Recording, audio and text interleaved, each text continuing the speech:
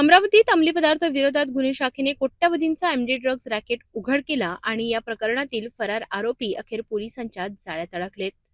Nagpur gate police station हद्दीतील या मोठ्या कार्यवाहीत आतापर्यंत एकूण 10 आरोपींना अटक करण्यात आली आहे. सविस्तर माहितीनुसार अमरावती शहरात अंमली पदार्थांविरोधात गुन्हे शाखेने मोठी कारवाई करत एमडी म्हणजेच मोपेड्रॉन ड्रग्ज रॅकेटचा पर्दाफाश केलाय.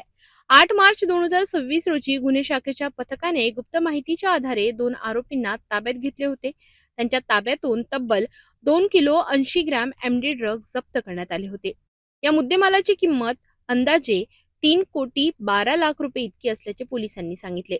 तपासादरम्यान या ड्रग्जची साखळी मुंबईपर्यंत पोहोचत असल्याचे निष्पन्न झाले. अमरावतीतील काही आरोपींसाठी हे अंमली पदार्थ आणले जात असल्याची धक्कादायक माहिती समोर आली. दरम्यान या गुन्ह्यातील 2 फरार आरोपी अब्बास कुरेशी आणि साकीब कुरेशी हे अमरावतीत येणार असल्याची खात्रीलायक माहिती गुन्हे शाखेला मिळाली आणि या माहितीच्या आधारे 24 एप्रिल रोजी सुफियाननगर परिसरात सापळा रचत पोलिसांनी दोन्ही आरोपींना शिताफीने ताब्यात घेतले.